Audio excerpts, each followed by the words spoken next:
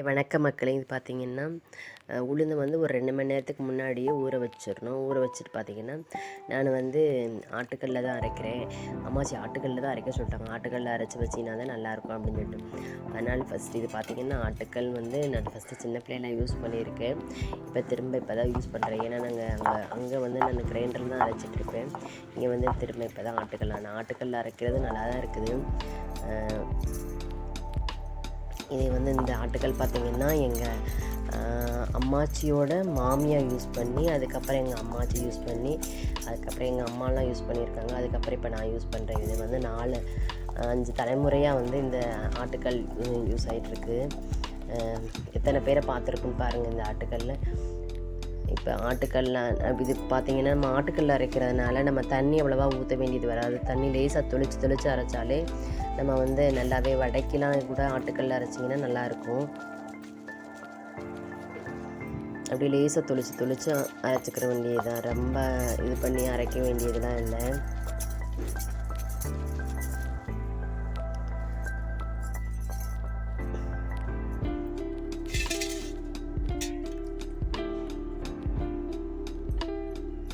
கொஞ்சம் நல்லா இந்த இதுவை வந்து இது கொஞ்சம் புது கல்லாக இருந்துச்சுன்னா இன்னும் கொஞ்சம் ஸ்பீடாக அரைக்கணும்னு நினைக்கிறேன். பழைய கொஞ்சம் தேஞ்சு போன கல் மாதிரி இருக்கிறதுனால கொஞ்சம் லேட் ஆகுதுன்னு நினைக்கிறேன். ஓரளவுக்கு ஆட்டி முடிச்சிட்டேன்.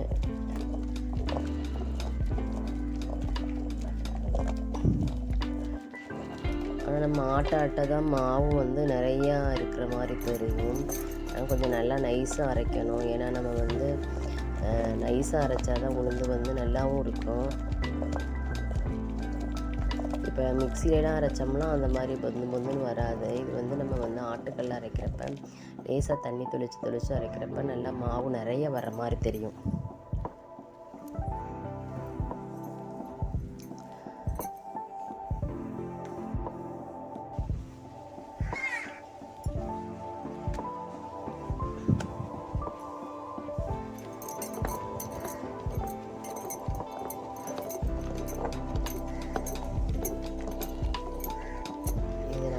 முடிக்கவே ஒரு மணி நேரம் ஆயிடுச்சு. 1 மணி நேரம் ஆயிருக்கும். ஆட்டுக்கல்ல மாவு அரைச்சி உளுந்து அரைச்சி அதுக்கப்புறம் அது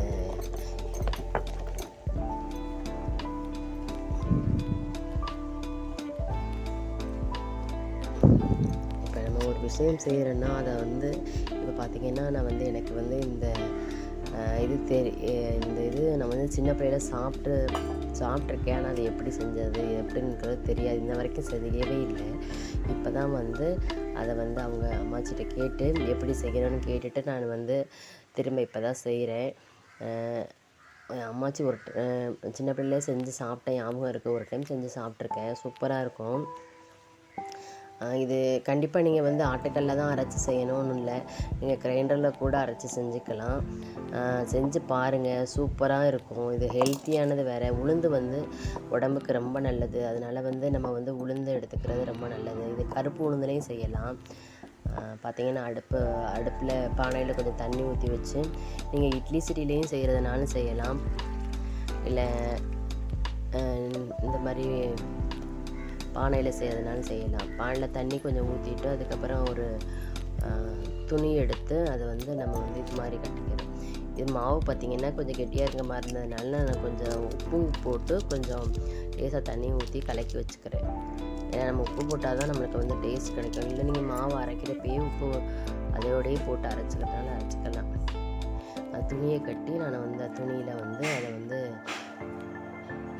உள்ளே வச்சு அப்படியே நம்ம நல்லா இது மாதிரி வச்சு விட்றணும். அப்போ வச்சு விட்டோம்னா நம்மளுக்கு வந்து அது நல்லா அப்படி இல்லை இட்லி சட்லியை வைக்கிறீங்கன்னாலும் வச்சுக்கலாம். நீங்கள் இட்லி சட்லியெல்லாம் ஒவ்வொரு இட்லியாக ஊற்றி அதில் வைக்கணும். நம்ம வந்து இதே ஒரே இதுலையே இப்போ ஒரு ஆளுக்குன்னா ஒரே ஆளுக்கு இது மாதிரி ஊற்றி இப்போ பார்த்திங்கன்னா நாட்டுக்கோழி முட்டை இருக்குது. நாட்டுக்கோழி முட்டை வந்து வாங்கி அதில் ஊற்றி சாப்பிட்டிங்கன்னா தான் அது அவ்வளோ நல்லது. நம்ம இந்த கோழி முட்டையை விட நாட்டுக்கோழி முட்டை தான். ஏன்னா அம்மாச்சி வந்து அதுதான் சொன்னாங்க, நாட்டுக்கோழி முட்டை தான் இது வந்து ரொம்ப உடம்பு சரியில்லாமல் ரொம்ப ஹெல்த்தி இல்லாமல் ஒரு மாதிரி இருக்கிறவங்களுக்கு இது ஒரு 2-3 நாளைக்கு எதுவுமே செஞ்சாங்கன்னா அம்மாச்சி வந்து 3 நாளைக்கு செஞ்சு தந்துடுவாங்க. இப்போ இன்றைக்கி இதே இந்த பருத்திப்பால் அந்த மாதிரிலாம் சளியெலாம் பிடிச்சா செஞ்சு தருவாங்க. அதில் பார்த்திங்கன்னா 3 நாளைக்கு செஞ்சு தருவாங்க. இதே அதே மாதிரி தான் 3 நாளைக்கு செஞ்சு சாப்பிட்டா நல்லது.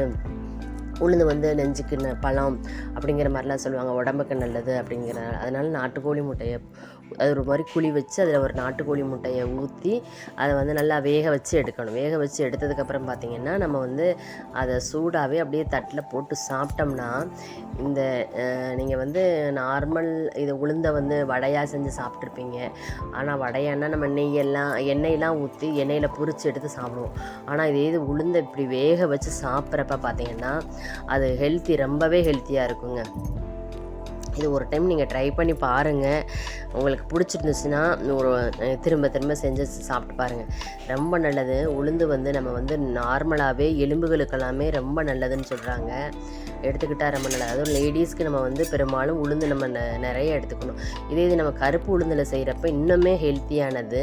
ஈஸியான வேலை தான். நீங்கள் கிரைண்டரில் இல்லை இட்லி தோசைக்கு மாவு அரைக்கிறப்ப கொஞ்சம் எக்ஸ்ட்ரா உளுந்து கூட போட்டு அரைச்சி நம்ம வந்து இதில் வந்து செஞ்சுக்கலாம். ஈஸியாக தான் இருக்கும். ஒரு இட்லி தட்டில் வச்சு ஊற்றி வேக வச்சு அதில் முட்டையை கூட கொஞ்சம் கொஞ்சம் அப்படியே மேலே ஊற்றி விட்டு கூட இப்படி செஞ்சுக்கலாம். இதுக்கு பார்த்திங்கன்னா நாட்டு சக்கரை வச்சு சாப்பிட்லாம். அப்படிலாம் கருப்பட்டி கொஞ்சம் நல்லெண்ணெய். அப்போ நல்லெண்ணெய் அந்த கருப்பட்டி இதெல்லாம் வச்சு சூடாக வச்சு சாப்பிட்றப்ப பார்த்திங்கன்னா அப்படி ஒரு டேஸ்ட்டாக இருக்குங்க. இது வந்து நான் சின்ன பையன் ஃபஸ்ட்டு நான் சாப்பிட்ட அந்த ஞாபகம் வருது சாப்பிட்டவொன்னே. ஏன்னா எங்கள் பாப்பா கூட நான் இத்தனை நாள் செஞ்சு கொடுத்ததில்ல. அம்மாச்சி வந்து ஏன்னா பாப்பா கொஞ்சம் சளியாகவும் பிடிச்சிட்டு இருந்துச்சா, அதோட தான் சரி கொஞ்சம் இதாக இருக்குன்னு தான் சரி அதை செஞ்சு கொடு அப்படின்னு சொன்னதுனால தான் சரின்னு சொல்லிட்டு செய்ய ஆரம்பித்தேன். சூப்பராக இருந்துச்சு. நான் எங்கள் அம்மா இருக்கிறப்ப சாப்பிட்ட மாதிரி ஞாபகமும் இருக்குது. ஒரு டைமு எங்கள் அம்மா செஞ்சு கொடுத்து ஒரு தோப்பில் வச்சு நாங்கள் செஞ்சு சாப்பிட்ருக்கோம். அதுவும் இங்கே ஒரு ஞாபகம் இருக்குது. ஆனால் வந்து சாப்பிட்டோன்னே சூப்பராக இருந்துச்சுங்க. லேசாக நல்லெண்ணெய் ஊற்றி அதில் வந்து அந்த நாட்டு சர்க்கரையை, ஆனால் இதே கருப்பட்டியை வச்சு நாட்டு சர்க்கரை வச்சு தான் நான் சாப்பிட்டேன். கருப்பட்டி வச்சு சாப்பிட்டிங்கன்னா இதை விட செமையான டேஸ்ட்டாக இருக்கும். இதை நீங்கள் ட்ரை பண்ணி பாருங்கள். கண்டிப்பாக எல்லோரும் செஞ்சு சாப்பிடுங்க. இந்த கேக் எப்படி இருக்குது அப்படின்ட்டு. இது வந்து உளுந்து களின்னு சொல்லலாம். உளுந்து கேக். இது உளுந்து கேக்.